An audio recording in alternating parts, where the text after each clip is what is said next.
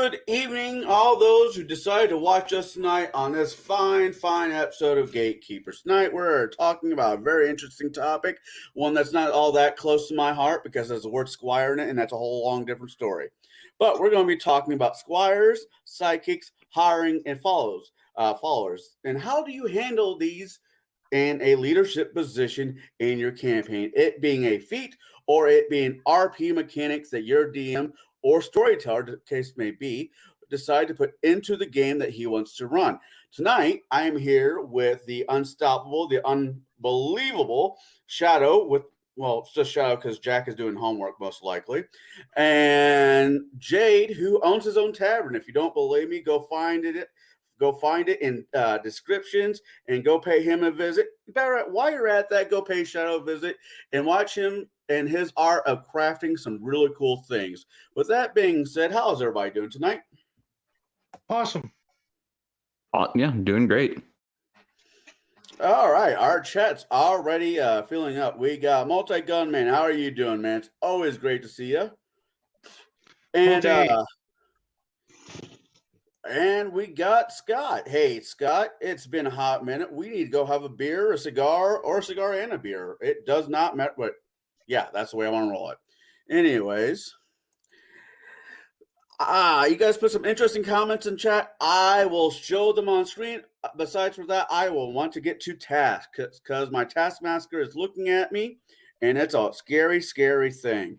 All right, so I want to start this off by asking, do you find, I use this term loosely, gentlemen, more loosely to some to others, gentlemen, do you have leadership in your games, and how do you handle them? I will start with, you know what, that is an awesome hat, and I'll let you two figure out which one I'm talking to. Shadow, do you do leadership in your storytelling? From what I understand as the third edition on up sort of game concept, it depends on the game. Some games have something similar. When you reach a certain level, you attract followers, henchmen, flunkies, whatever you want to call them. I'll use that game mechanic. But 90% of the time, it's all about scratch. How much money you got, how much you're willing to pay, and who's available for hire. As far back as the earliest of editions of Dungeons and Dragons, all it took was at the beginning just sometimes a gold piece a day per individual. Imagine a first level party. They didn't spend all their money from buying their equipment. They pool their resources. Maybe they got 10, 20 gold. Hire a couple of guys for a week as hirelings to do various jobs.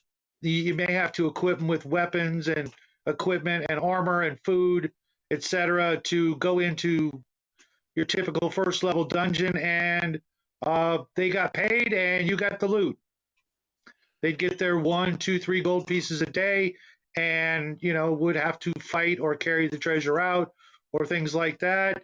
And then you could give them bonuses if you wanted. You could hire them permanently, make them actual henchmen, which you were allowed to have X number of henchmen depending on your charisma score. And these were more like the Joker or the Penguin's main flunkies in the old Batman show, or more permanent, sidekicks type of thing.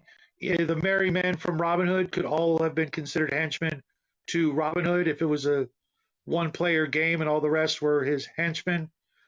And yeah, just good old-fashioned money. And to be honest, especially in early D&D, if you didn't hire some at the beginning, like first level, you were doing yourself a disservice, because let's face it, an extra fighter in the ranks or an extra 2 or 3 fighters in the ranks with you, making up your front, row of combatants against, armies of kobolds and goblins and orcs, that sort of thing.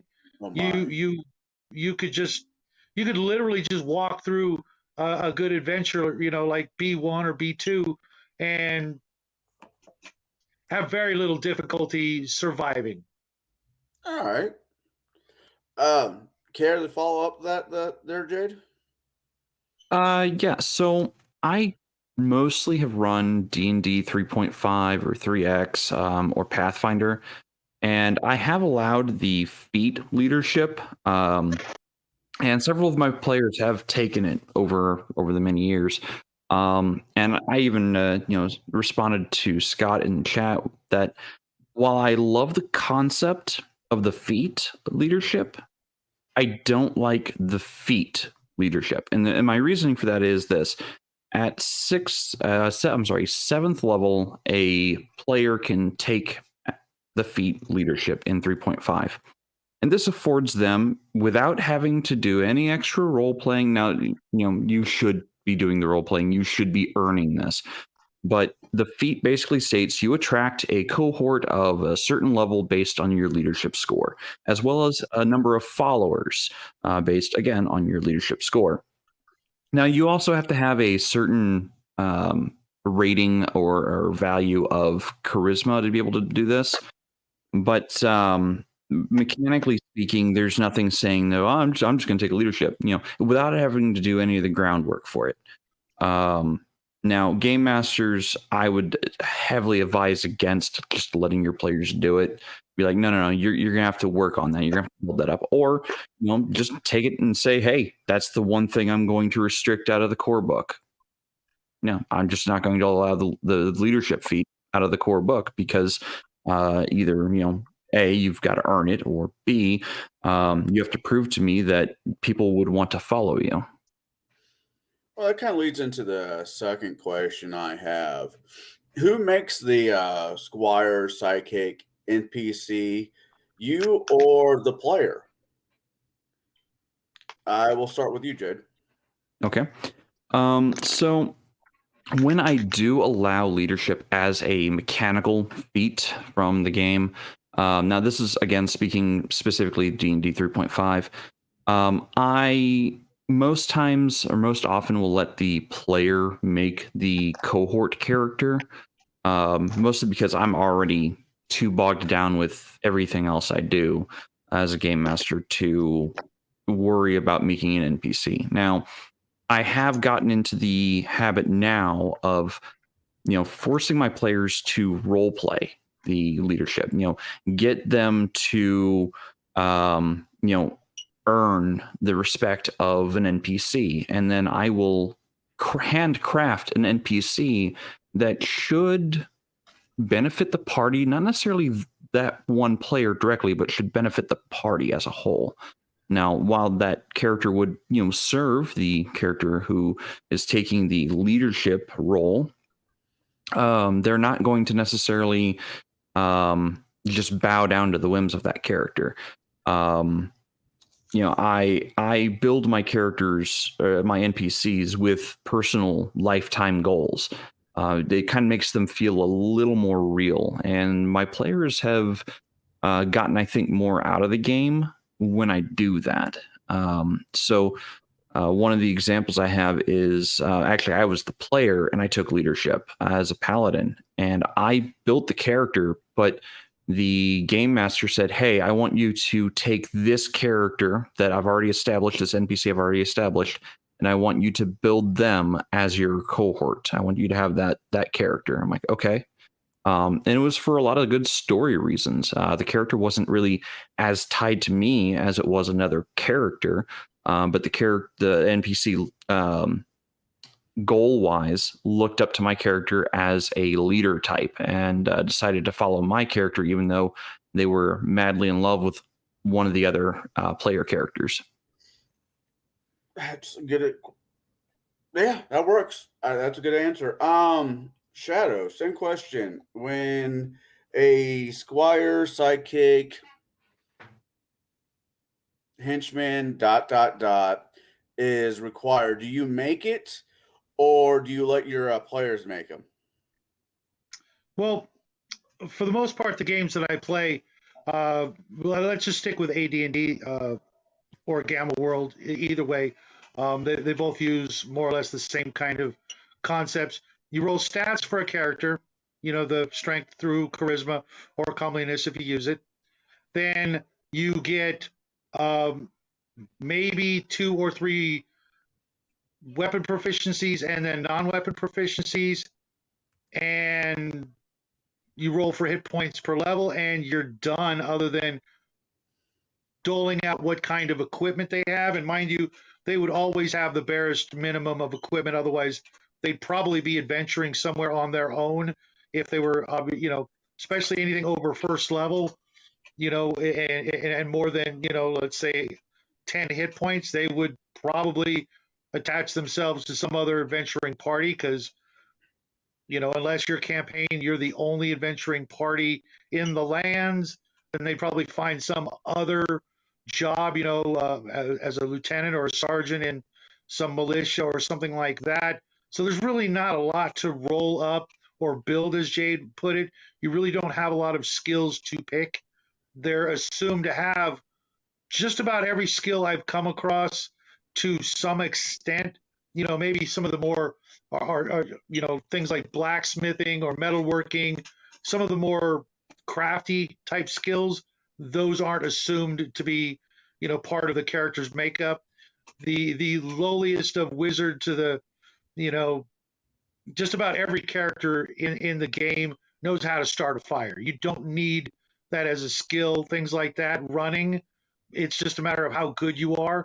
Everybody knows how to run, things like that. So they're just assumed to be, you just roll to see how far you get and whether or not you trip and fall if you're being chased, simple things like that. So there's really not a lot to do. And other than the basic 6 attributes, if the player wants to help me out by doing some of the paperwork and, understands that I'm going to watch the die rolls, then, it takes less than, the time it takes to write down strength, intelligence, wisdom, dex, etc. You're done. Character sheets in the old days were pretty simple, and, it's really not until after second edition the games really started, needing, 1 and 2 full pages of information to create a character. So it's really not a thing. Now, I'm going to go a little bit off script. I know the questions for those who are members of our Discord are in the episode guide, but I'm going to go a little bit off script because I got a question for Shadow, because I know he does Traveler and more other games than D&D and Pathfinder. Traveler would be a lot different. That's my question. If you're on a ship, if you're in Traveler and you're on a ship, right? I'm not talking about a generation ship like the Enterprise, but a decent sized ship. Now, your players are imagine playing different positions on the ship, but even if you have 5 characters cannot run one ship. Do you use the background characters? There are some ships that you need one person. The basic scout ship, which is the backbone of, I'm going to say, half of all Traveler games. The pilot can run everything. It's once you start getting up to needing, bigger engines and more guns and people to attend the crew, like a medic, a steward, things like that. And even then, Traveler, there are a lot of programs out there that will generate characters for you. There's a supplement called 1001 characters, and it fits into, it's literally like 20 pages, and that was a real popular book back in the day. Making up Traveler NPCs is really as difficult or as simple as you want it. If you want a really heavy backstory character, you want to roll up the life path of that character, you can, or you could just write down a half a dozen skills, roll their stats, and you're done as well. I need an engineer, so he's got engineering 2, vac suit, and a couple of other skills, and you're done. I'm not much of a sci-fi guy, and I'm thinking something bigger than the Firefly and not something as huge as the Enterprise, like somewhere in the middle. And your basic 200-ton free trader, which is probably what most people would have assumed the Firefly would need a crew of an engineer, a pilot / navigator, and they had no guns. That would be it. So and one person in Traveler can hold down 2 positions in a lot Okay. of cases. So So like you could be the pilot gunner or the engineer medic. If you can, you don't have to be in 2 places at once, because unless people start getting hurt, you don't need the medic until you need the medic. The navigator, once they put in the coordinates, they can go off and do something else like pilot or engineer or cook everybody lunch. all right. Most positions aren't even an 8-hour a day job on a free trader. A civilian starship that can go with a range of 1 to 6 light years per jump kind of thing. You just don't need a huge crew. It's when you Gotcha. start getting into the bigger ships, then you need them, and even then, one guy can fill 2 jobs in an emergency. Okay. Great game, by the way. What? Possibly one of the most universal sci-fi games that could literally be run. Traveler could literally be used to run any game, Okay. not Well, just I'm gonna not just science fiction.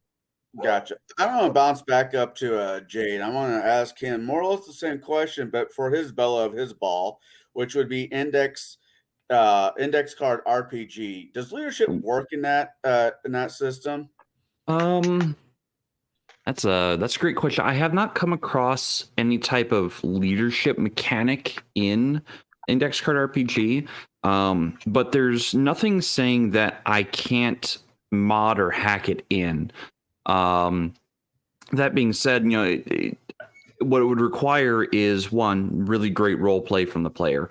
And then 2, I would sit down with that player and be like, okay, let's talk about this NPC you want to take on as a squire or a sidekick or whatever. Now, I actually think Vigilante might have, or Vigilante City, which is a setting in Index Card RPG. I believe it does have a sidekick mechanic, but I'm not too familiar with it because I haven't actually delved deeply into it. I'm actually playing that game right now with Bloodworth and a couple of friends, and there is a character type called the protege, Okay. which would be your Robin or something like that. Right. Or Okay. as you go through your adventure, you could be sponsored by some organization that helps you build your Fantastic Four tower or your Stark Center or whatever, that kind of thing. In which case you could be assigned troops or robots, or it's sort of a gateway to add henchmen and flunkies and that sort of thing, or multiple levels of bosses above you, people giving you orders. Sure. So it's not out of the question. And someone could decide to, like, 2 players could decide, what, let's be Batman and Robin. I'll be Batman and you can be Robin, in which case they would run the protege.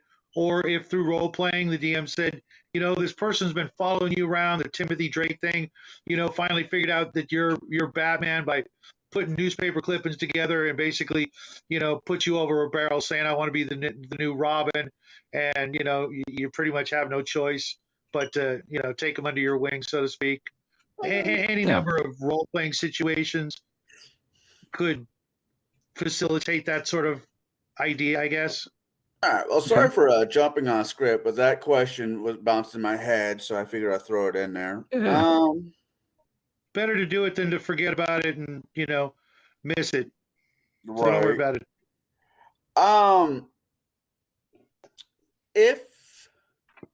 If the system you are not, because we're going to talk about all different types of systems. We're not going to concentrate on 1 or 2. I want to talk about all different types of systems because I only know 1, maybe 2, and you guys have definitely played more than I have.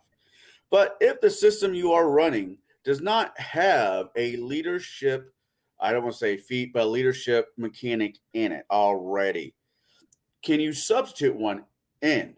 Would you substitute one in? Because let's say you're running, this is a Pathfinder module, but let's say you're running through a different system. Let's say you're running Wrath of the Righteous. which one of the mechanics of the module forces players to take leadership for one damn reason or the other, but you decide to run it through a different engine because you just don't like Pathfinder, whatever reason is wrong with you. I mean, whatever reason you have wrong with it. How would you substitute it in? How would you hack, as you said, hack it in? I guess you kind of already answered this question, but I want to ask it in that way. Okay. So I'll start with you, Jade. Okay.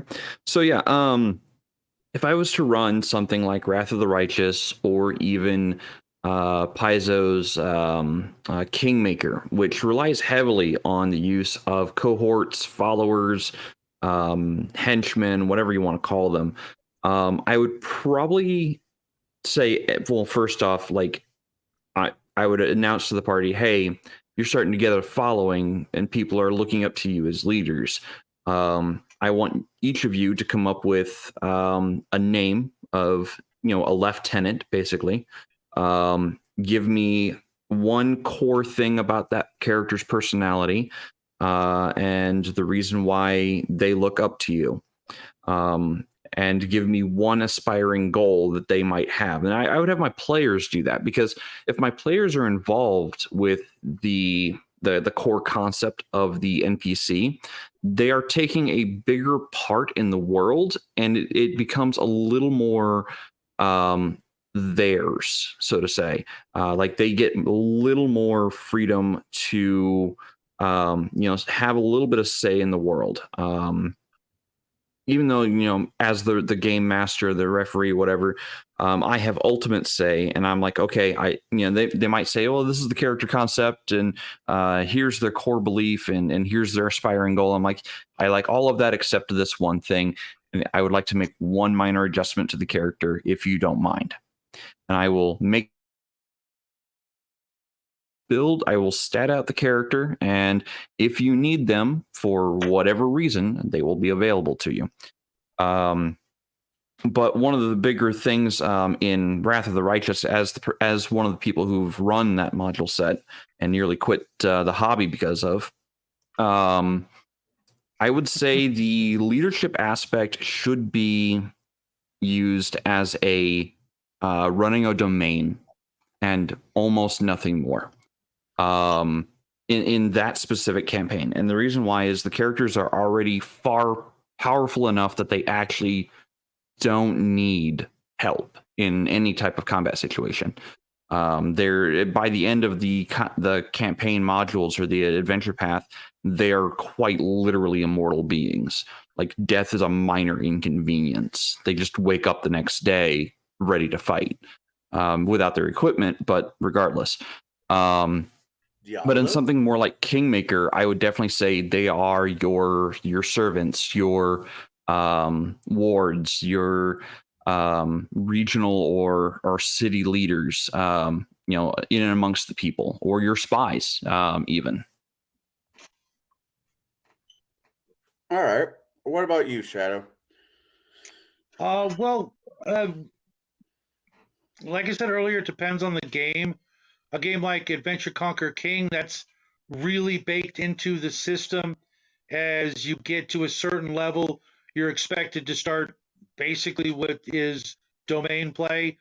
However, if you're short on players, then that would be a good opportunity, as opposed to what I always do is I usually have players make two characters or more, depending on how many players there are. If there were only two players, they would definitely be running two characters each, or it's going to be a very slow go at gaining levels and going up, experience levels and getting far, because you're going to have to literally go back home after each combat. Literally, you're not sleeping in the dungeon when there's two of you or three of you, hoping that you all wake up in the morning fresh and ready to go into the next room, which is kind of ridiculous if you think about it. Most people, even spelunking at a park, the sun's coming down, you're leaving. You're going back outside where it's safe. At least you can, pitch a tent, that sort of thing. Nobody wants to even if you find beds in a dungeon or something, you're not sleeping in them. You know what I mean? You're just not. It's just, I don't care if it looks like the sheets were just changed right before you walked in the room. You're sleeping on the floor on your bedroll, concrete, and about this much blanket underneath you. Yeah. So it yeah, it's going to really depend on the game and the number of players and the situation. Like Jade said, a lot of these henchmen and hirelings could be people that will do no sort of adventuring whatsoever. They're staying in town. When you get there, they're at your beck and call. But leaving the gates, not going to happen. People back then often wouldn't, go but a mile or two away from their home in their whole lifetime. They stayed No. home and didn't do a lot of traveling, and they have no intention of going into the creepy, dark, scary woods to then go into the even creepier, dark, and scarier caves or dungeon or mines for what? A micro share of said loot. They'll just wait till you get home and bilk you for every task you ask of them. Overcharge you, and that's where most of your So treasure is going to go anyways, right? what I'm hearing is the parents go out, work a 9 to 5, and when they get home, Mom, Dad, I mowed the lawn, I milked the cow, I let out the cat, brought in the dog. Where's my allowance? Is what I'm hearing. Yeah, that's a very good analogy. Okay, I'm not trying to be a smartass, but that's what I'm No, hearing. no, no. It's perfectly acceptable for all age groups to understand that entire concept of henchmen and hirelings. Even though you created them from scratch, yes, that is a very good. I don't see a difference here. All right. To keep this train on a track, because I am the conductor, which we're all screwed. Next question is does the NPCs have a unique goal or purpose other than the mechanic advantage in the game? Do you let your players let their followers, psychics, have their own goals? Like one wants to be, you got a follower that really wants to become a cleric, but he's just not there quite yet. He's an alkalide, or yeah, I think that's the right wordage. Don't Acolyte, you yeah. love it when you pull out a book and you open it to the exact page you need because you've had the book in your collection for It's many, like many, many years? Yu-Gi-Oh! It's the heart of the cards, but the heart of the book. God, that's nerdy as hell. Whatever. But yeah, absolutely. This book right here, the original, and this isn't the original cover, but it's the one I grabbed out of 5 that I have. It's got one of the most comprehensive sections on building NPCs and henchmen and things like that, all the way to including their motivations, their alignment, all that good stuff, as well as you know the training, the status, the loyalty, all these things. And to be honest, it's only jammed into about a half a dozen pages, but it has all that good stuff that you're going to need, like Jade was saying, motivation, their ulterior motives, things like that, and a lot of that stuff you should be able to wing it and decide, do I want to stab the players in the back with their own henchmen, or do I want to create an NPC that people are going to cry when it dies? I had a situation a long time ago where I made an NPC. It was actually a group of brothers. There were 5 Middle Eastern gentlemen who, between them, would share a ring of invisibility, and they're always crunched together like this. It's like 5 or 6 of them, and they would take off the ring and pass it to one another, so that they, you could never really get a good count on who was there in the group of them. And if one of them disappeared, you'd never notice because they'd be off doing stuff, rifling through your stuff behind your back, because they were all thieves. And it was just an interesting dynamic. But at one point, one of them died, and the party had got so attached to him. He was such a decent guy for a rogue. And when that NPC died, the other players were literally punching my buddy in the shoulder and in the biceps and stuff because they were mad at him for the thing that he did that caused Ben to die. So you don't always have to use them as the backstabbers, the spy in the ranks, the fifth column, whatever you want to call it.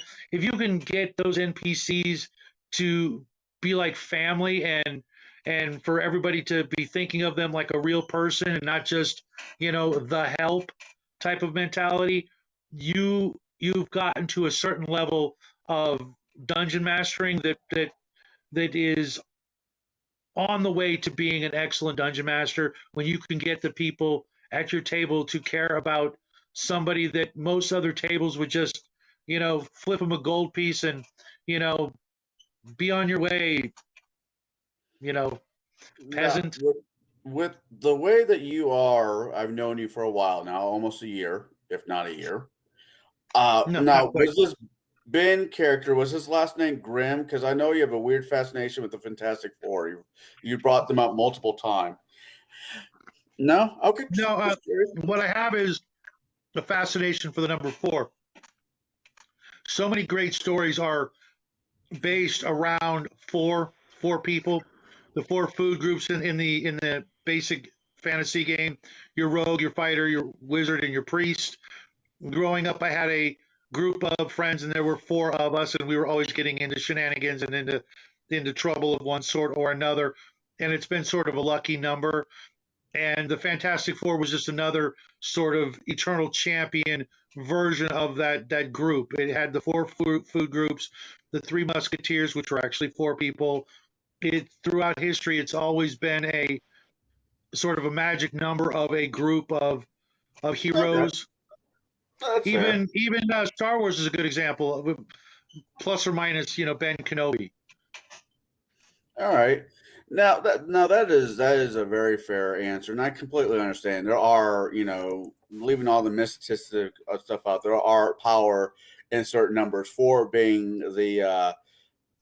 for a group mechanic. I completely understand.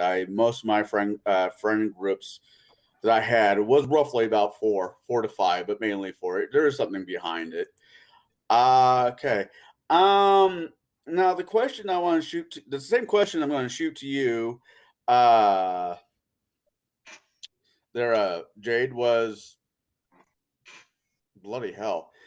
Do you like your followers, your players, NPC followers have their own set goals, or are they attached to the hip to the PC?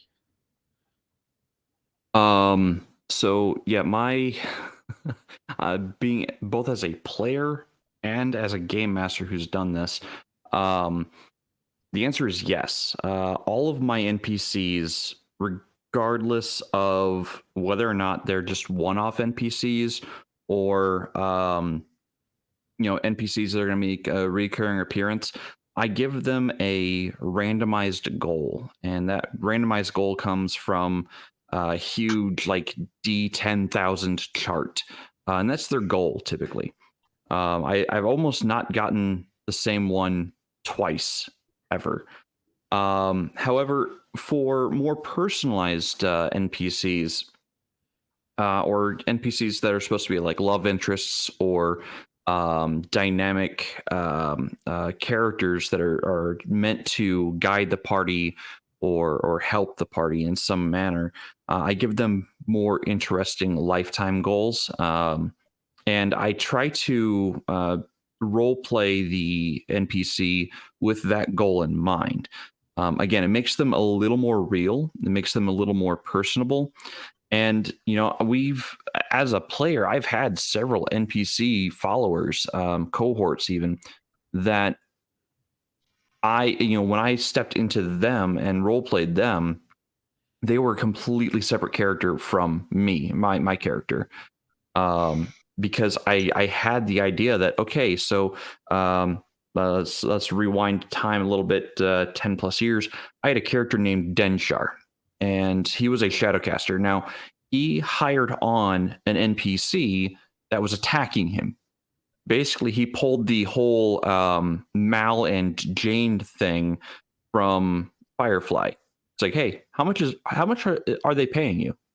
Oh, really? And you get your own bunk, right?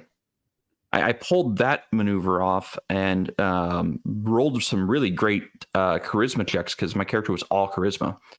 And I was able to hire that character away from the organization that was attacking us. And I was basically, given a blank slate of this character other than being a fighter. I'm like, okay, you know what? Here's his lifetime goal. Here's his aspirations. Let's keep that in mind when, and I worked with the game master to develop this character. And now he mostly developed the character, which was phenomenal. He built the character. He, role played the character really well. And that character nearly bit it on a number of occasions. And I remember the entire party going like, okay, how do we get John out of that? Like, how do we keep him safe from that ultimate end? And we've had that happen on multiple different games where the players go, we're about to lose that NPC. How do we prevent that from happening? And they will go the extra yard if possible to do anything to save an NPC that they have put a lot of time, effort, and investment into. And that's why I do, as a game master, say, hey, I want you to develop the personality and the core of this character. I want it to actually have meaning to you in some way. So you are not just going to have the character follow you around and then you throw them into the first ballista bolt aimed at your forehead. So no Mario and Yoshi syndrome. No Yoshi scenario where Mario sacrifices Yoshi to make a leap across a chasm. Well, if you think about it, in real life, we don't have that kind of people, those kind of people in our lives. Everybody in our life, we have to, give them some basic common courtesies and anybody we know, if we care about them, we're gonna bend over backwards for the most part. I know there's people out there that are, so rich that the people beneath them, they can't even, look them in the eye kind of thing. I don't know any of those people personally, thank God, because I'd kick them in the nuts. Let's be honest. But for the most part, people tend to treat each other with a certain amount of respect. And if we saw someone, unless we, inflicted the wound, we're going to do whatever we can to stop the bleeding and get them to the hospital and all those things. So it makes sense that as you say that, but I have had players that are the complete opposite. That to them, a cohort or follower is just another meat shield. I've had those players, that would get them on the fast track to evil if they weren't already there. At which point, I was talking with someone the other day. Actually, I think it was today. There are a lot of games that, by doing such things, by getting closer and closer to the dark side, Star Wars is a good example. That's a great way to lose your character. When you start becoming evil, the DM goes, well, you're evil, you're now an NPC, and you go into my villain file, and you need to roll up a new character. I really appreciate that whole mentality. It's like, well, you've become such a disgusting, obnoxious, foul creature that you're actually worse than the monsters I was getting ready to throw at the party. So I'll be taking that. Here's a new sheet of paper, and roll it up at your leisure. Oh yeah. I mean, I like I said, I've had players who were just sacrificing them because they took leadership, the feat leadership, as a mechanical advantage, and that game didn't go very far. I will say that. I since I've played multiple games with you, I think I've only taken leadership maybe 3 times at most. I don't like the feat. I've never enjoyed the feat. And when you made that comment, it's like, no. And I'm thinking my own gaming background with you. I'm like, no, I'm not that. I'm pretty sure I'm not that person. No, you're not. You've only nearly sacrificed one of your followers. Nearly. I can buy it. I don't remember. I've drank and slept since then. So I'm going to ask another curveball question that's not on the list. If you have a member of your group, because life, he just got married, his job's making a move, whatever, has to leave the group. Would you take his character with his permission or her permission, as the case may be, and turn it into an NPC follower? I think you're almost obligated to do something, at least to end the logical story arc of that character. They don't just disappear in the middle of a dungeon. You know what I mean? And walking out on their own should also not always be a logical. What they just give up in the middle of the hallway. It's like you know what? I'm done. That just makes them what, a coward, or they ran away from the monsters or something like that. You're kind of obligated to make the story make sense, because you never know when someone's going to actually, I know this is highly unlikely, but actually try to write down and chronicle their character's adventure. And you wanna make it as if you are in fact writing a book. Your game, the emergent story, should be worthy of some sort of written form that you could hand to somebody and go, here, and they could read it and go, oh, this is cool, or what the hell? Why did Fred just disappear? In the middle of the the dungeon, and never to be heard from again. You kind of want to use the game logic and finish the story for that character, even if it is some sort of ignominious end because they just up and bailed on your campaign, which I have done.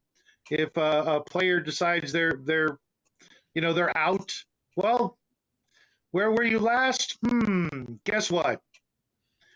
You died. So no worries. Have a nice life.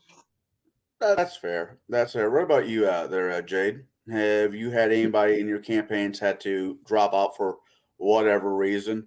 And have you turned their character into a follower NPC? To date, I can't think of a single game that hasn't happened to. Um, yeah. That's not me. You know, I just want for the chat to know that that's not me. I normally stick it out to the very end. It happens for various reasons. And I my mantra for every game at the start of every game is real life takes precedence over a game. Period. If you've got real life issues going on, go take care of them. The game will be here. We might have moved on from the last time you were here, but the game will be here. Right. Always take care of real life things first. If you got to work, you got to work. If back when I was in high school and playing the game, if a kid had to do homework that night, go do homework, get it done. Don't lollygag with it. Yeah, just come back to the table when you can. Yep, exactly. So I've had several players who had to basically leave the game pretty much permanently because life just took them in a direction they weren't expecting. And I never fault players for that. So their characters live on in the stories of, they live on in the stories that the other players tell. And their character, like, even if it's in the middle of a dungeon, I say, hey, text me the details of your character. I'll run it as best I can and as true as I can to your character. But after that, they're going to retire. And they're going to go live the quiet life. They've made their final treasure, or they might get a debilitating injury that, prevents them from adventuring further. Oh, thank you, Multigun Man. So yeah, as far as players who leave the table and can't come back for whatever reason, their characters become NPCs, especially if they leave on really good terms. Now, if they leave on really crap terms, like they just rage quit the game and are just generic, jerks about it, or worse, then, okay, that's fine. You can leave the table. I'm not going to ask you back. Your character is still part of the world until they're not. And typically, they will die in some heroic manner. The character is not the player. I'm not gonna take out my frustrations on a player or their character. I used to do that because I was very petty and I was very immature. But I like to think I've grown since then. Being a young teenager or early 20 something, that was very not okay of me to do, and I'll admit that I did do that. But having grown as a game master and as a player at the table, I would say, even if someone pisses me off and leaves the table in a really rotten way, that's fine. They left the table. That's fine. The character is still going to be there, and I will take over that character for the end of the mission. Now, they might die in some very heroic manner and save the party in some way, but they, I'm not just going to expunge them from the world. Like I do have certain spells that can do that I borrowed from other materials, such as Balefire. A spell that literally erases something from history. That I do not use often. I only use it when it is thematically appropriate to do so. Typically, a time traveling game. But yeah, so that's my answer on that. Now, for my own, I'm going to throw in here real quick. For my own, for when it comes to that question, I've only had to do it twice. Both times. Well, one time the guy rage quit, and they're fighting a dragon, so I just had the aura of the dragon sent him. He kicked his pants. Fear effect. And, fear effect. He kicked his pants and he ran away. And the other one was a buddy of mine. His shift, he was supposed to get Tuesdays off. They screwed him. Now he has to work on that Tuesday. And his character was in the middle of a fight with a succubus. And the party's like, oh, no, what happened? Well, she touched a no box and he just gave in. And that's, there was a little bit more to it, but that was more or less the way I ended his character. Because they were in mid fight. There was just no way around it. All right. Next question. I swear I'm a professional about this. I'm really not. All right. For hiring purposes, if your player says, hey, I would like to have a follower, do they have to give you a reason on why they would hire them, for what reason? If it being a cleric, hey, I wouldn't mind some help on the healing. It being a fighter, hey, as much as I like taking hits, I like to share the damage with somebody else. How would you go upon them hiring, as I guess the question is? I'll start with you, Jade. Oh, okay. Yeah, so hirelings. Most times people opt for cohorts, like actual followers, than someone they hire. But generally how I work with hirelings is you can go to an adventuring guild and pick up a hireling, basically an extra sword, extra shield, another spellcaster, whatever the case might be. You can even hire professionals at larceny, if you need to sneak into a place. It's doable, but it's going to come at a pretty steep cost because people's time's worth money. Now, for just one job, it's just going to be a flat rate cost that the players have to come up with. And that cost is going to be dependent on the level of the character or the general relative level of their skills and abilities for the non-level based games. And once they've hired them for that job, they do the job, they leave, they don't come back. Now, if players go, hey, we'd like that guy back, okay, sure. Here's the rate. It's like, well, we're thinking about having him back on a more permanent basis. Oh, okay. Have you how do you plan on role playing this out? You go find him at his location. Do you want to role play this out, or do you, what do you want to do with this? And generally I will have them role play it out, because it's not just a, hey, we want to hire you on a permanent basis scenario, or hey, we're just going to hire that guy, keep hiring him back. No, the guy has motivations. He has a goal. And if they're willing to find out what that goal is and help that NPC further their goal, that NPC is going to stick around. And then eventually that NPC is going to be like, hey, you've hired me on at my rate. I'm going to start giving you a discount because, I'm making out like a bandit here. I just want to be cut in on a share of your profit. Whatever, treasure we take, cut me in on a fair share. And then the character will stick with them, but it's got to be through a role play process, not just a simple, I'm going to hire that character for the next year. No, you hire them for a job at a time.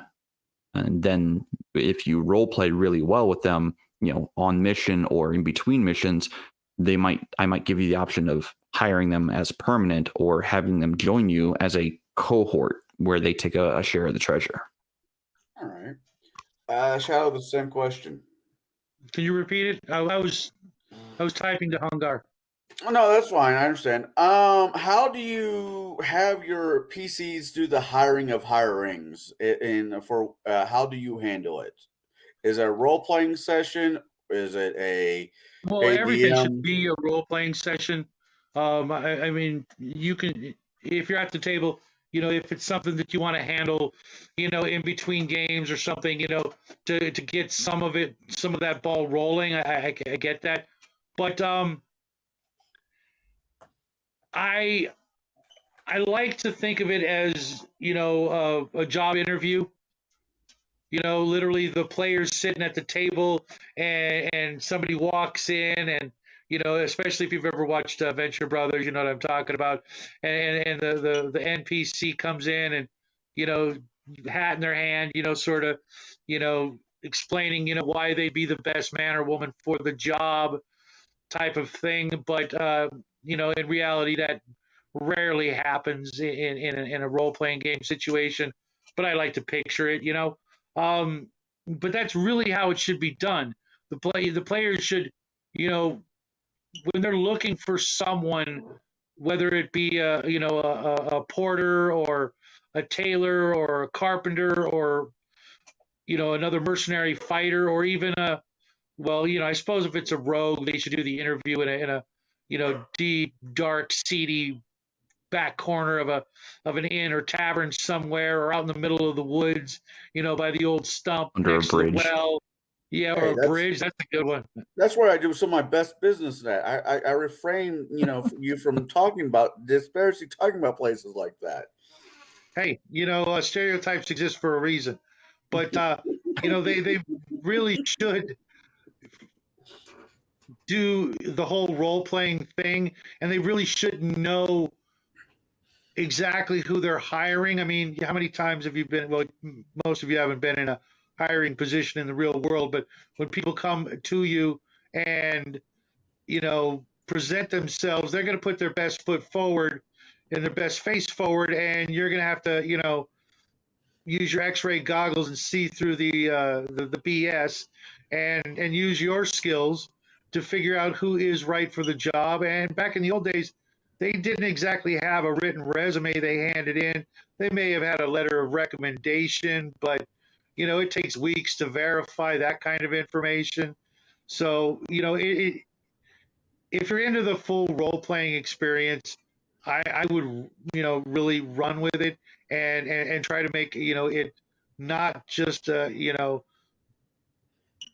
game mechanic and really get into it, because if you do it right, then that adds to the NPC's overall image. You never get a second chance to make a good first impression kind of thing, and sometimes those bad first impressions are actually really good for later on.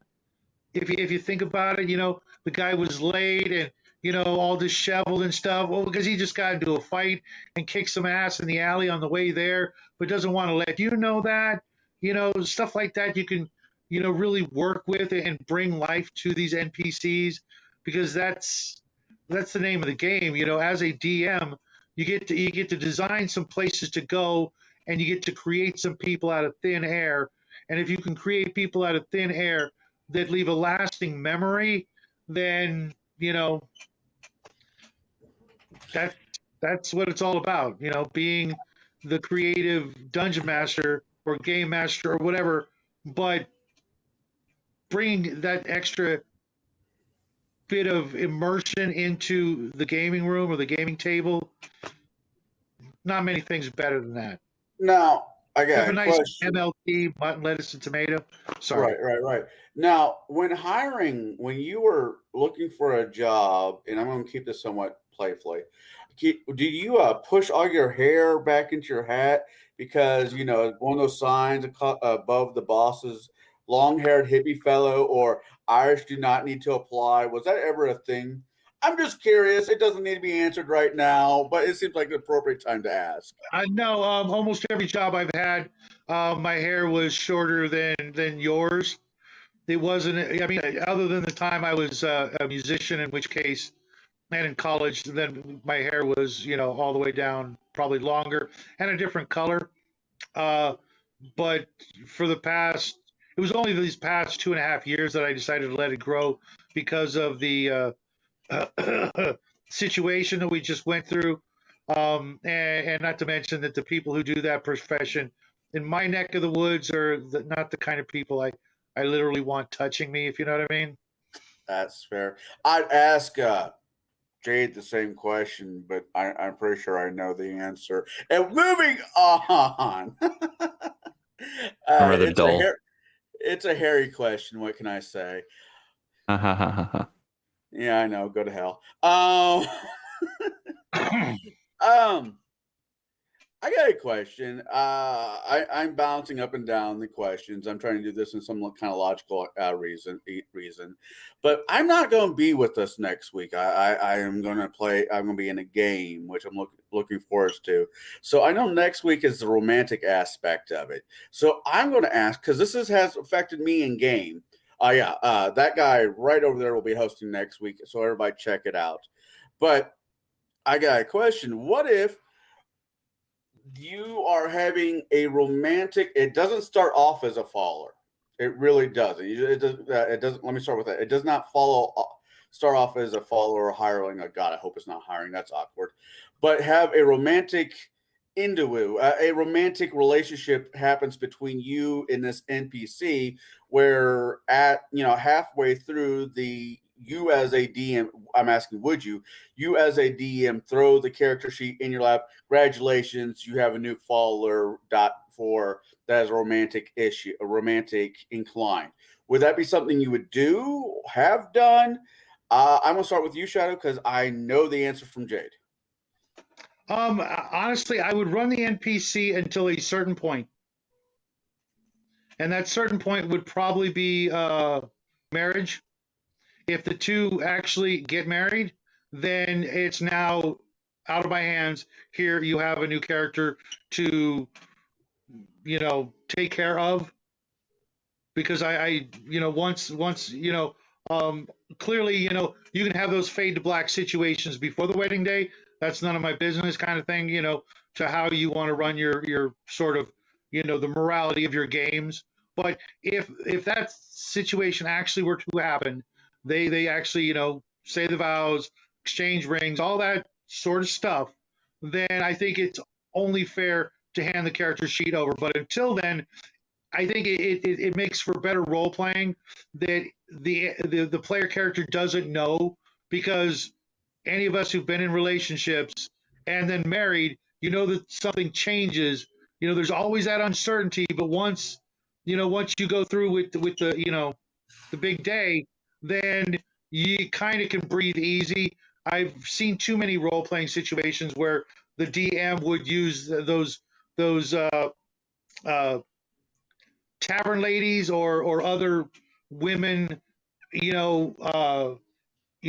the scams on the players, and then only to wake up, and all their stuff is gone, things like that, which is fine because that trope exists for a reason, because you that can happen to you today in real life, uh, uh, especially if you actually date certain celebrities.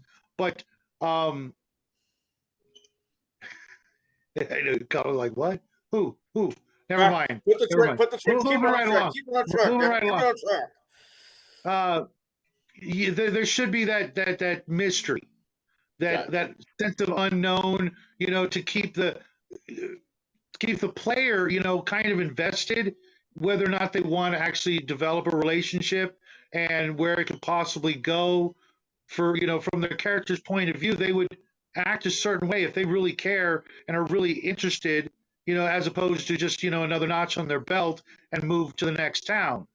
It really kind of depends, but once you get to a certain point, I think it's only fair to hand it over, because you can still take over the NPC wife or husband, through sorcery and crap like that. It happened to Conan like half a dozen freaking times, maybe only two, but that can happen. Your wife or whatever can be kidnapped, and then you gotta go rescue her, which makes for a great story if you think about it. They thought they're retired, and some villain out of their past comes along and creates this big old scheme, and then kidnaps the main character's family, and then the pressure's really on. It's not about some killing a dragon or getting some treasure. It's about something way more important. Even though if you're like a power gamer, you'd be just like, well, whatever, I'll get a new one, right? But it makes for better role playing. Okay. Jade. Yeah, so I have used NPCs as romantic interests for players. As a matter of fact, in Wrath of the Righteous, there is a NPC, or actually, it's one of the background traits that you take for the mythic abilities that kind of gives you a romantic interest that you have to go find in like section 3. Regardless, one of the ones that I remember most distinctly, and this is another game master who did this, and I've already kind of spoken on it slightly. The character was a love interest for one of the player's characters, and the character name was Tilly, and she was like this farm girl, and we were stopped over at a farm to investigate, I think, vampires or something. I'm not entirely sure what the mission was. But beyond that, that was right around the time that we leveled up to, I think, level 3. This was Pathfinder 1E. And I'd taken the feat Squire because, I was a paladin, and I was looking to attract followers to my cause.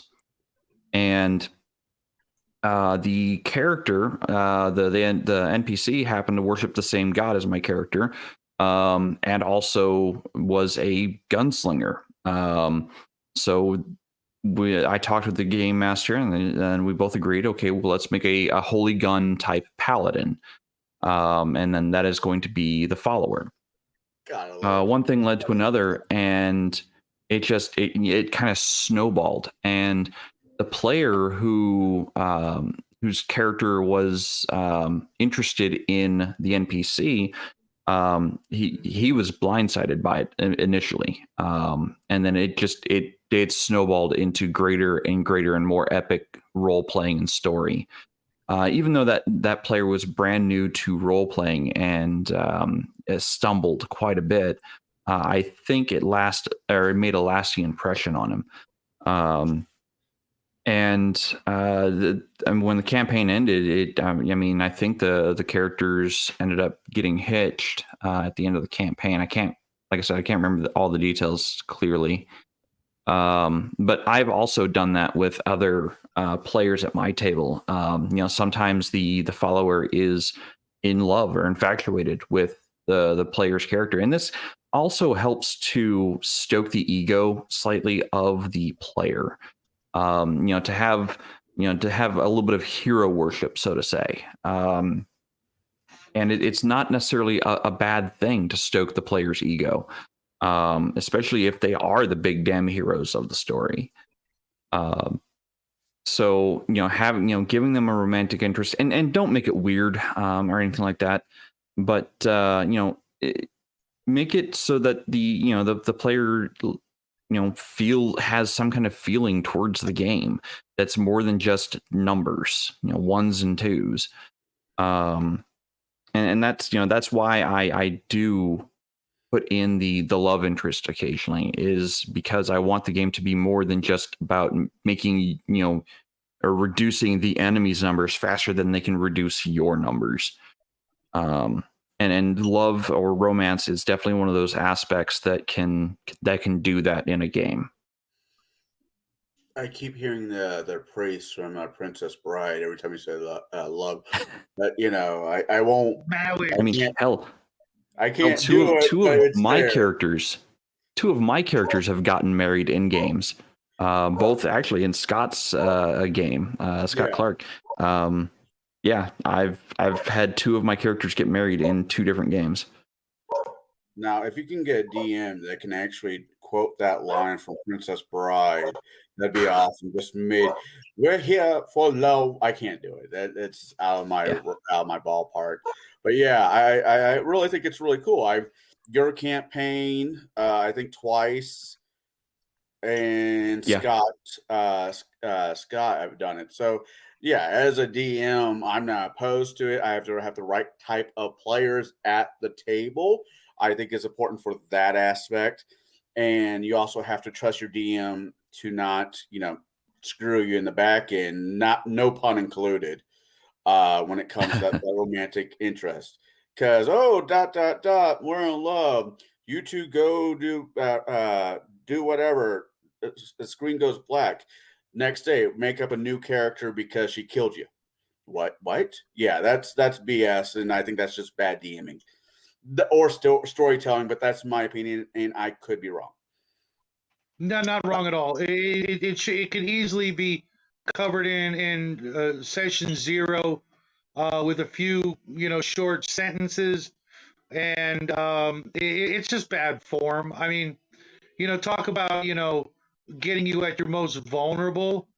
You know what I mean? If you're gonna try and kill off a player character because you're that kind of a horrible person posing as a dungeon master, at least have the balls to do it in fair combat. I agree with that. Now for the last hour and 7-ish minutes, we've been talking about the positive aspect of leadership. I kind of want to step on the other side of it because with sweet, you have to have bitter, as the case may be. Can your player's character reputation, it being good or bad, affect the type of hireling cohort that they get? I'll start with you, Jade. Oh, yeah. So yes, reputation or good or bad reputation, whatever, should definitely affect an NPC's attitude towards the party. If the party is going around being absolute murder hobos, and they've got a reputation of being murder hobos, and people are whole towns are dying to them because they just don't care. And then one player goes, "Hey, I want a cohort." The answer is no. The people are not going to follow you. Or if they do follow you, if I do grant a cohort to a group of murder hobos, you better believe I know what the true stats of that cohort are. And that cohort is actually an assassin there to murder the party. But if the reputation of the party is good and there are these big glorious heroes, they're gonna have people signing up left and right. And I was like, oh wait, you're hiring? Oh hell yeah, we want to be a part of that. We want to share in your glory. We want our 15 minutes of fame. Some of them might try to take advantage of the party. Some of them might actually legitimately be there to be like, hey, these heroes, they're requesting help. Hell yeah, we want to help. If you're, think about it like this. If you had a group of roving heroes come save your town from a dragon, why wouldn't you want to sign up with them if they were asking? Like, hey, we're, we just saved this town from the dragon and now we're off to fight the demon horde. who, like, granted, there would be a lot of trepidation, but at the same time, your most brave warriors of the town are going to be like, you know what? I'm with them. If they can slay that dragon, they can take on a demon horde. I'm going to be there to help them.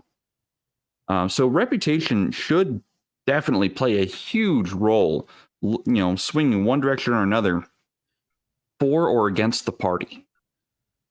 And like I said, you're going to have those who want to take advantage of the party and definitely play with that idea. Not necessarily kill them, but, maybe steal from them, maybe, spy on them for the enemy. Like if they have like these maneuvers that keep killing the enemies and the enemies can't figure out why their minions keep dying, you send in a spy, and that spy is a cohort reporting back, and suddenly that tactic is not working as well as it used to. Then the party's got to figure out what's going on. Stab the new guy. Gotcha. All right. What about you, Shadow? Does reputation matter on what kind of person they get? Does it matter in your campaign? No, absolutely, absolutely. And while Jade, hit all the good points, there's also some things that you might also want to think about. Is do you guys remember the movie High Noon? Yeah. Been a while. Yeah, Clint Eastwood, right? No. I think it was Gary Cooper, but I could be wrong. Basically, the sheriff is the only guy who's going to stand up against a gang of the era is coming into town to gun him down and pretty much eliminate the last bastion of law and order in the town. And depending on where the characters are recruiting from, you could be looking at slim pickings, to say that, to put it mildly, with what and who might come to the call for assistance when it comes to looking for henchmen. If you're in the wrong neighborhood, you might want to hold off. If the town or the country or the county or what have you has got a iffy reputation, the good guys aren't coming anywhere near you. They're long gone. You know what I mean? They're barely going to leave their houses, and everybody else is out for themselves.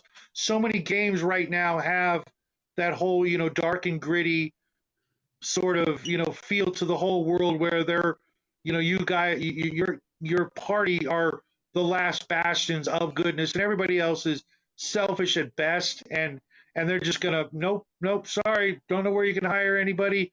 Have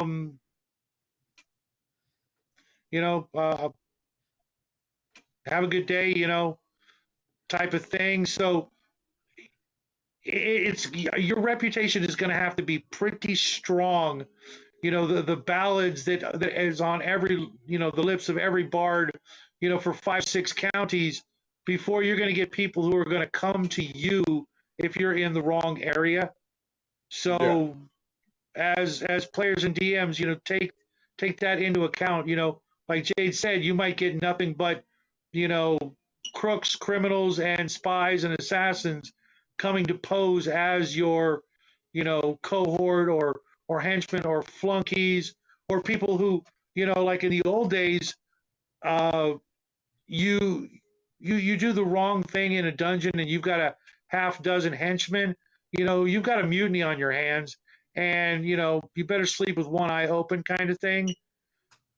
So they're still people. They have all these emotions and what have you, and you've got to really think about less of the game mechanics and how people would react in this kind of situation. You've got these people who are looking to hire people. 1 in 3 could potentially be, some form of evil type of NPC, just on basic math. That's fair. Yeah, if you're using the standard alignments. See, right. You guys both say this, and those are very good points. And I'm thinking the hirelings or followers, as the case may be. And I'm going to use two different movies. I work with movies and music in my head. That's normally how it works. But I'm going to use two different examples of, let's say, Tombstone, the story of Wyatt Earp, right? Him and his brothers were about ready to do the OK Corral. Doc Holliday, which by no stretch of the imagination is not a great guy. I wouldn't say he's a complete bad guy, but he's not the guy you want to trust. He steps up. He helps the party. And that should be something the player DM should think about, how to bring a not bad guy, but a not trusted element into the party and turning it into a positive. Another example I have is Indiana Jones and the Ark of the Covenant movie, where he hires that guy in the very beginning of the movie to help him to get into that tomb. And what does the hireling do? He screws him. He says, "Give me the gold or the little statue thing, and I will throw you a whip." So these are two different, these are two different story not plots, but two elements that I think a good DM could mechanics that a DM could use in their campaign. The person you didn't think was going to be an ally turns into an ally, and the person that you hired, as Jade put it up there before, might not have your best interest at hand. So those I'm trying to stay on topic, and I hope those are close references that work. There's another question, and I think I'm the one who wrote this question, therefore I think it's kind of dumb. I'm going to ask it anyways. How do you keep the players from building overpowered followers that basically breaking followers, characters that are completely broken? How do you keep that mechanic away from? How do you keep that mechanic out? How do you keep them having a level hiring follower sidekick where it's not, okay, you made two Batmans, you asshole. I said a Batman and a Robin, not two Batmans. How do you keep that from happening? There's a multitude of ways of doing that. Let's take the game that you guys are most familiar with, and right off the bat, there's no such thing. You can always throw more monsters, more traps, more perils in the way. And through the good old-fashioned name of the game, which be attrition, eventually you'll take them out or learn them a real good lesson. Okay? If they come to the table and they built their cohort, and you just look at it and just go, what the hell? Did you go online to find the most broken build possible? And they did, and they lie or whatever. You're just like, there's two ways to go about it. You can kill them with like I said before, attrition, or you can bore the hell out of them with there is no challenge, because you guys are now the most powerful thing in all the lands, and everything's just going to be boring now. Congratulations. You happy? At some point, you have to teach your players those two lessons. It's one thing to hire or acquire your henchman or your cohort or whatever, and then load them down with the coolest stuff. That's different. Okay, that's fair. If you've earned it and you give it away to an NPC, that's good playing. Okay, that is fair, proper gaming. Okay, because the GM can always go, oh, well, sorry, there's no more +1 plate mails available. Okay, but with all that being said, if you've, as a player, acquired a generic henchman, and then you turn them into a superstar with magic items that bump their stats up and do all this stuff, not only are you a good player and playing right, but you've also enamored this NPC into like oh my God, this guy cares about me. You know, he's trying to do everything he can to keep me alive. And not only that, but to share in his exploits and become a badass. I'm gonna do whatever it takes to keep this guy who had faith in me and help, you know, bring my life to a place I never imagined versus the the player who just right off the bat picks the right feats and skills and combos and does all this crap just to get every little nickel and dime plus one out of a situation. That's that's just boring. Why don't you run that as the character then? You know what I mean? Instead, I mean, your NPC is better than you. Just look at them and say that, and see how they feel. You know what I mean? And then when their PC dies, go, well, I'll take my NPC back. Sorry, but you know, just No, play. that's You a know, fair play answer. good. Come on, guys. You know, That's a but yeah, I know that's a there's people out there like that, and we've all done crappy stuff like that. Not looking at anybody in particular. Um, we've all done those things, and you know, we're all at a point where, you know, I don't know about you guys, but the more challenging it is, the more fun it is. It's not the other way around.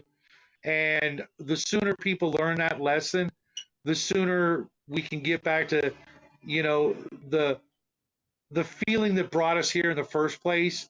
When you first played and fell in love with these games, it was that fear and excitement that hooked you. It wasn't, oh, this is the easiest. This is just too easy. I got it made. I love this game.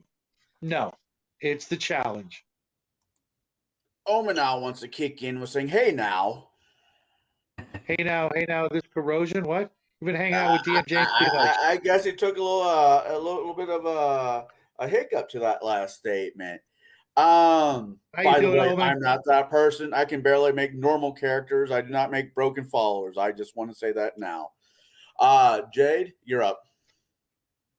Yeah. So first things first, don't run Mythic. So secondly, don't run Mythic. And thirdly, if you didn't follow me on that from Pathfinder 1E, don't run Mythic. No, so I have had players who I swear to God they went to some online forums to build the most unbelievably broken nonsense at the table. Like I've had the players do that. I know what forums they looked at because I look at the forums too, and I'm like, yep, don't want to ever allow that nonsense. But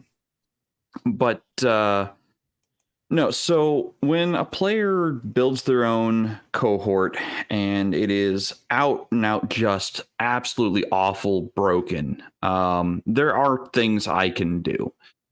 First things first, I study the build. It's just what I do. I am a theory crafter and I'm a character crafter.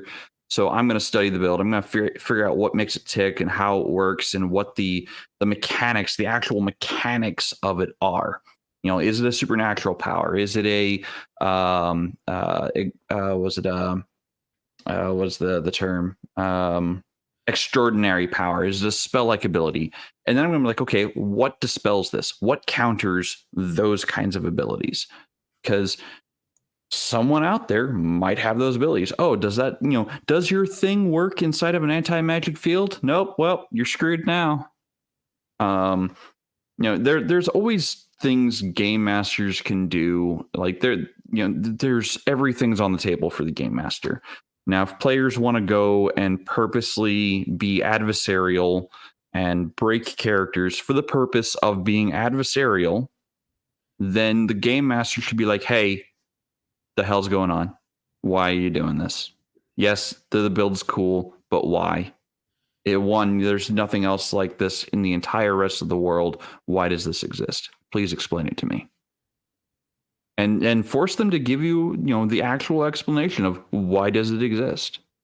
If nothing else in the entire game world is that at all, why does that one exist? What are the special rules that cause that to exist? And have them explain it. And if they can't come up with a good, logical in-game or in-world reason for it, be like, hey, I don't like this. This throws the game balance out of the window. I have to work 5 times harder to challenge the party now.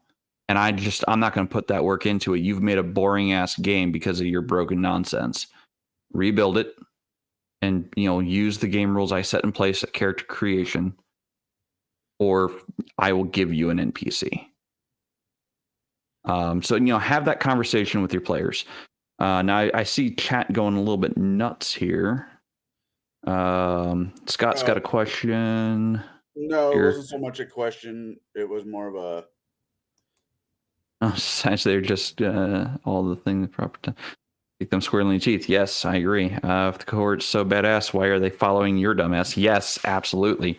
I think Shadow said the same thing as well. Like, if that character is that damn powerful, if their power level, even if they're like 2 levels, 3 levels lower than the party, like mechanically speaking, and they're still outpacing the party for either damage, for combat prowess, or for whatever reason, and they are not the star of the show, why are they there?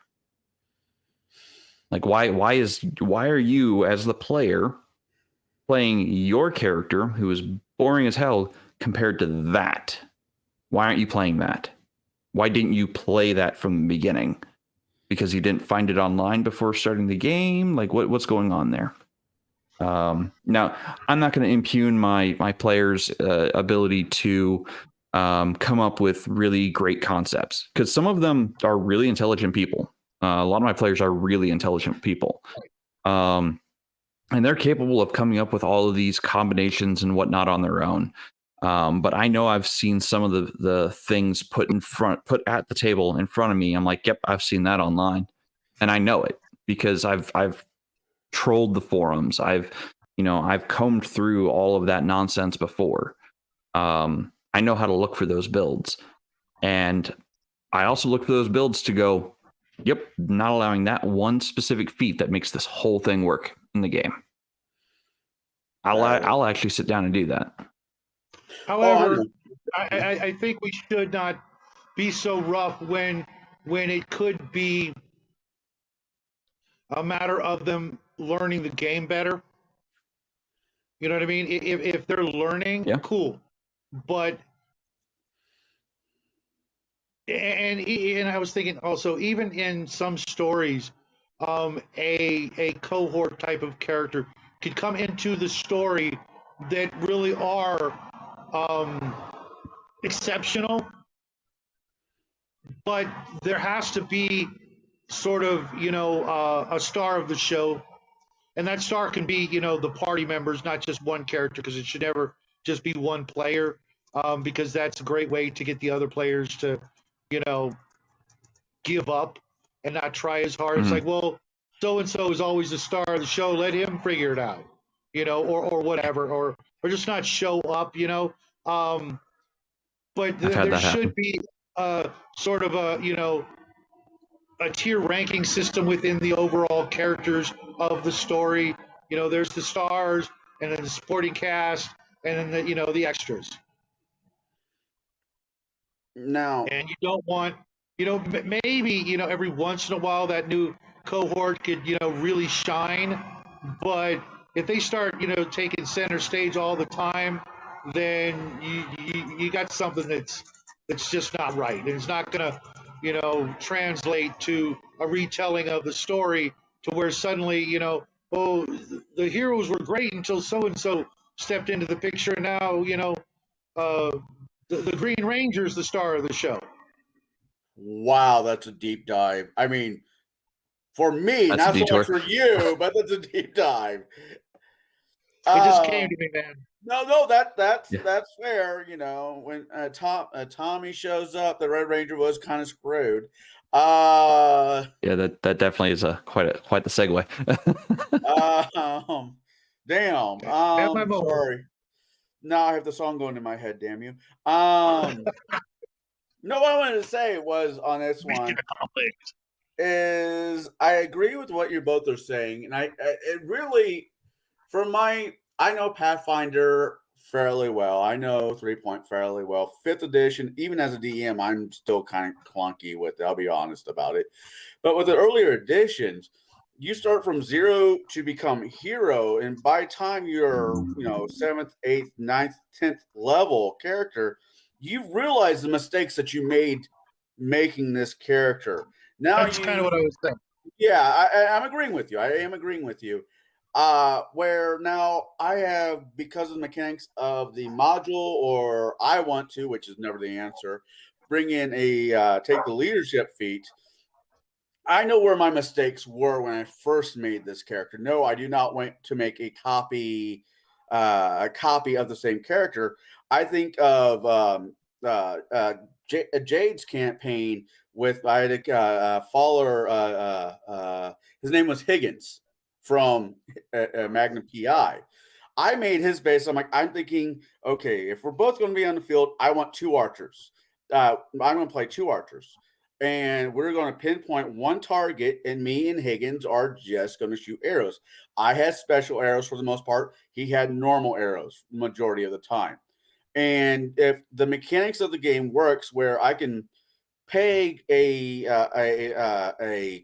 enemy combatant not once but twice, as a player, I don't see anything wrong with that per se. Learning the mistakes I made from my first character. Now, the only the two people had in common was they were both archers. I think Higgins was he was the same thing as, Inquisitor. yeah. Once again, that's a class I don't quite get.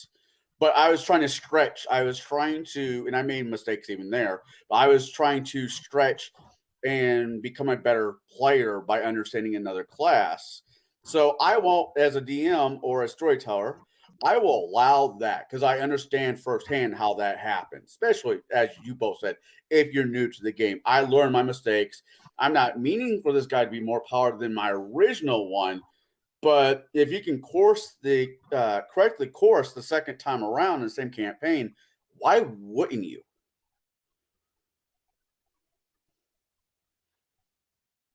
The reason why you wouldn't would be to not have your cohort outshine your character. Because keep in mind, the players' characters are the stars of the show. Like, no, and I'm not arguing that they are the part. big damn heroes. I completely get that. I mean, Higgins stayed back in Dresden, ironically, was the name of the town. Yeah, Dresden, 80% of the time. No, it's not Dresden. It's just Dresden. Yeah, you keep saying whatever you want. I'm going to say it the way I want to, because that module was a bunch of ass. But no, I agree with both. Well, because there could come a point where the cohort is like, why am I following you around? And the GM could at any point say, someone poached him, offered him more than what you're offering him. And he said, opportunities are better over here. I'd be a fool not to take it. Sorry, no hard feelings. Adios. And actually, you bring up a good point, and I'm going to take this, in a slightly different direction. So there was a video game that came out in the 90s. It was called Final Fantasy Tactics. And if your NPCs, the characters you hired, to build out your party, if their bravery or their I can't remember what the other stat was. There was two stats, and if either one of those two stats got too high, they would leave the party. They would literally just go, "All right, I'm done," because I've done everything I wanted to do, or I'm greater power level than you. I'm going to check out. So I mean, it makes sense. It would stand to reason that you would also have that in a role-playing games. Like, if the NPC has gotten so powerful that, like, I don't know why I need you. Thanks for teaching me the ropes and everything, but I'm going to go off and be my own adventurer now. I'm going to be the star of the show. And that character leaves. Well, guess what? Or become the captain of the archers or something like that. Yeah.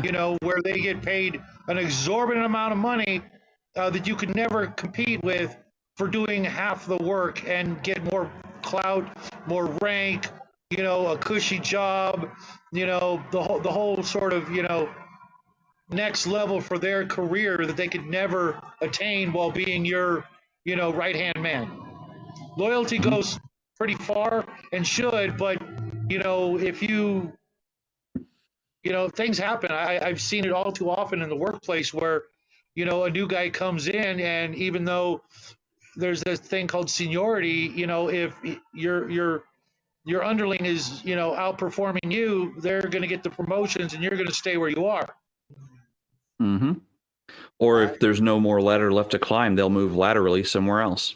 No, Yep. it makes sense. It makes sense. I'm not, like I said, I'm not arguing with either one of you guys. Just putting, another thought onto the table per se. Well, no, table's tomorrow. Another idea at the gate.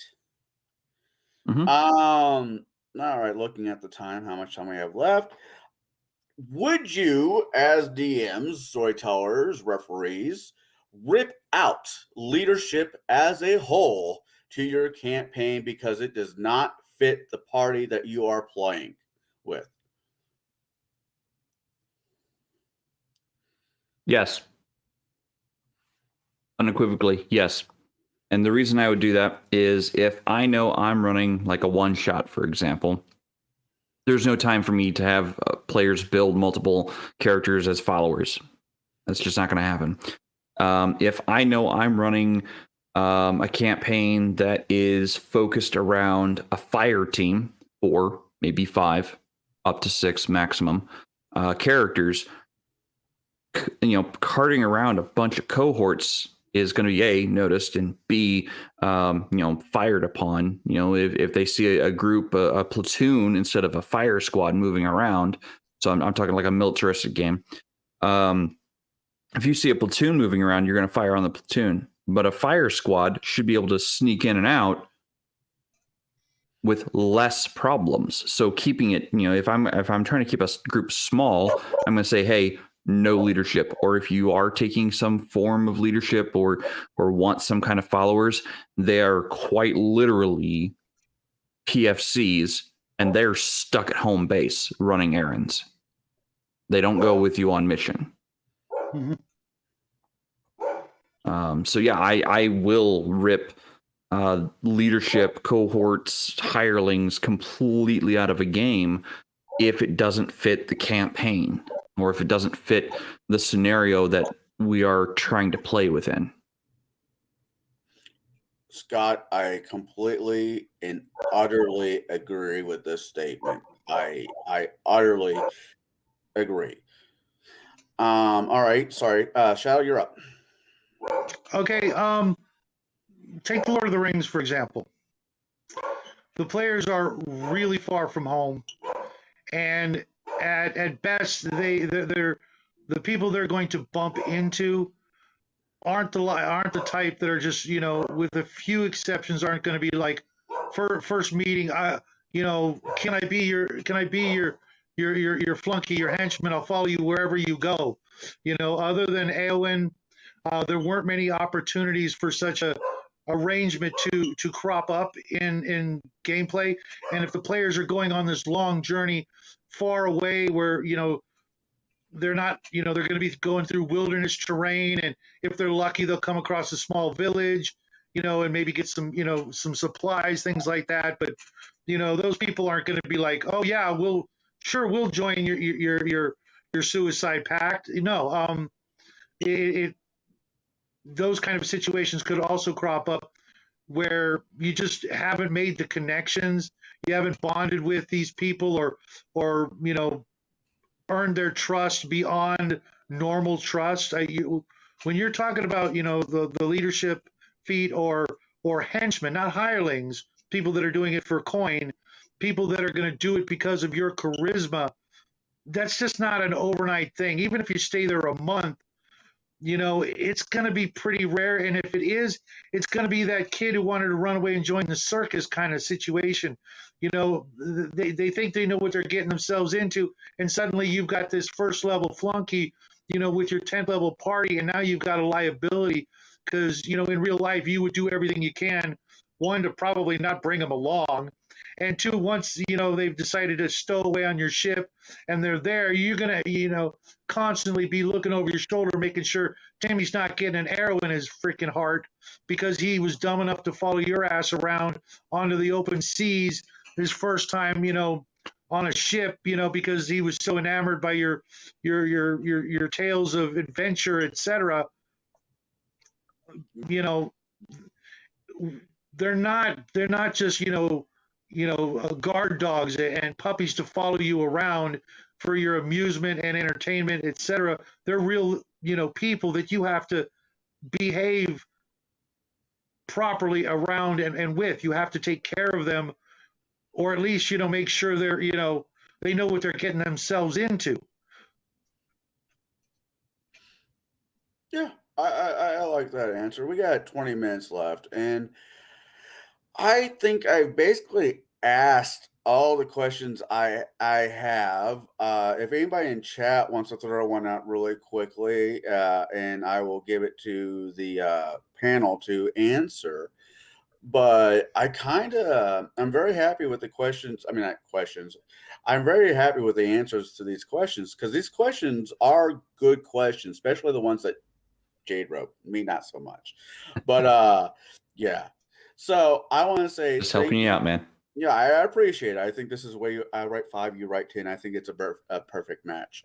I think that's how it should work. But anyways, getting I don't back think to we answered 15 questions. no, but trust me. I trust me, I wouldn't. Well, at least not on this show. Anyways, with that being said, I'm looking at they're not so much questions, they're just talking in chat, which is awesome. Keep doing it. I appreciate it. I know the panel appreciates it. I want to couple different. Okay. Here's Bruce's. Someone saves your life. It's and here is Scott's. Now, here's a couple different thoughts I want to run with. Not so much questions as thoughts. When reading The Hobbit, the dwarves found him and hired Bilbo. Is Bilbo a hireling or is he part of the party? Now, I don't really want to answer these, just things to think about. Now, going to the other one, Fellowship of the Ring. Sam was basically told by Gandalf the Grey to follow Frodo. It wasn't a volunteer thing. He just happens to be catching at ease. He was listening where he was, dropping an ease where he wasn't. So those two novels,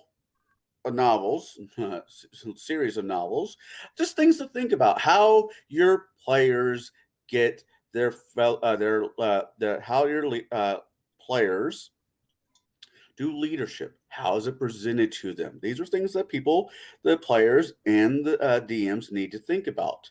And I'm just using those two as an example. With that being said, because I know Shadow and Sun has more things on his table than possibly me and Jay do. I will start with him. What do you got going on this week? At least the past part of this week.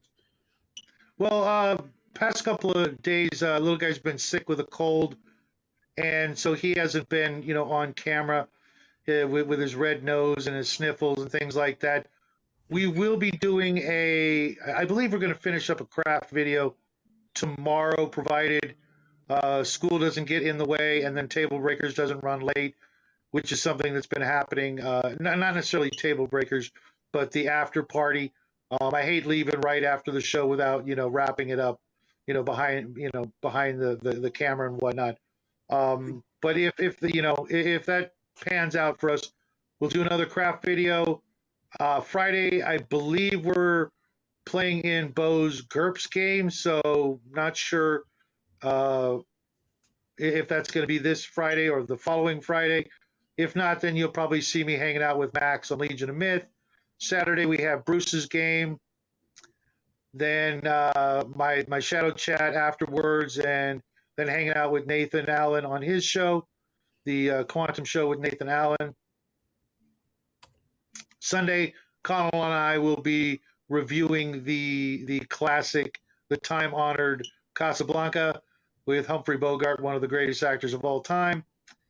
And then maybe the little guy and I will do some painting, and I may throw out a solo video during the morning. We probably won't be doing the Breakfast with Hungar show because he's, as you guys know, back in the hospital and going to be there for a little while longer than any of us would like. So thoughts and prayers, all your best wishes out there you can muster for our good friend Hungar once again, because uh, he's a lot more fun to be around when he's not laid up in a hospital. So you know, let's all do what we can in our own whatever we do when somebody we love is laid up. Do that in abundance, and then do it again, because I really want to see my friend back where he belongs, and not in a hospital bed. I don't care how cute the nurses are. Um, I mean, unless you've got a set up at home for that particular kind of role playing. I really don't want to really don't want to see him back in the hospital. But other than that, just father and son goodness with me and my boy whenever we get the chance, and some ramblings from this old fart when the inspiration strikes me. I just did a review today on Total Party Skills Vintage Future RPG, which was a real fun read for those of you fans of things like Buck Rogers, Flash Gordon, and Barbarella.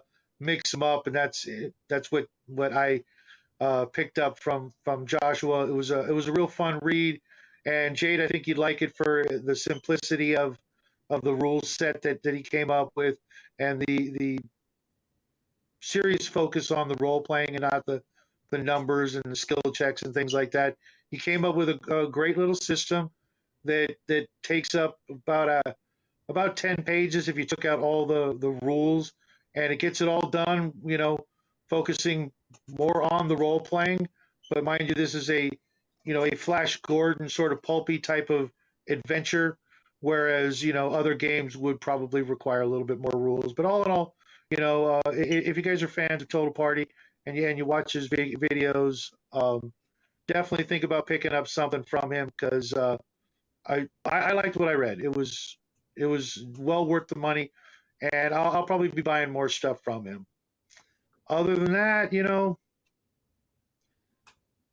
oh yeah, and of course, the week after next, I'm doing it's Gatekeepers romance in RPGs. Actually, I think it's next week is romance to get ready for Valentine's Day. Oh, I thought it was the day after for some reason. I think it was on the schedule as 2 weeks from now, but I think we bumped it to next week. I actually have an info card for it that I'm looking at. Okay, then I'll have to speed up my questions and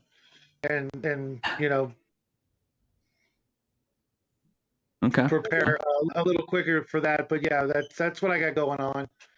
How about you, Jade? What do you got going on? Actually, I'm going to throw it over to Connell over here real quick. I'm going to be the last one out. Oh, okay. All right. Tomorrow we got basically everything that Shadow just said. Sorry, Baron man. G Rock will be taking control of herding the wild cats that we call table breakers, and I'm looking forward to that. Friday, as he said, we're gaming with Bo and GURPS game, which I'm looking forward to getting involved in. Saturday, Bo as you paints mini. Bo paints minis. Then Saturday, spending 8 to 9 hours with Bruce and the shenanigans of his campaign, which I do love. It's Pathfinder First Edition system, but his story. And Sunday, we're going to be talking about all the gin joints in all the world. You had to come in this one, Casablanca. And Sunday, that's Sunday. And after that, well, next week will be next week. So before I kick it over to Jade, I just want to say this. If you're getting prepared to make a new character, this is really important. This is what I want you to do. Turn off the lights, roll your dice, and make sure you fill out your character sheet with a red crayon. Now, Jade, I'll let you have the last word. Yeah, so upcoming episodes of Gatekeepers are going to be the 8th, How to Use Romance in Tabletop Gaming. This will be over on Shadow's channel, so be sure to subscribe to him and check out that episode in a week. In 2 weeks, I will be running Railroading. What is it? What is it not? And that'll be over here at the tavern. And then the following week, February 22nd, will be... it's not a dungeon. It's an underground fortified defense installation. Talking about dungeon design. That'll be over again here in the tavern. Now, if you haven't done so already, please consider subscribing to our Gatekeepers. You will find the links to the show or to the panelists in the description of this video below. If you haven't done so and would like to subscribe to our Discord link is also in the description. There you can pose questions or suggestions for future topics. If you want to join the discussion or maybe even spark some conversation with the game masters we have on our Discord, go for it. Or maybe you are coming up with a concept and you're like, hey, I want to run this by somebody, and maybe the masters over there might be able to stir some more information into this. It'd be a great resource for you. And with that, this has been Gatekeepers. And we hope you have a wonderful day and evening. Take us out, Connell.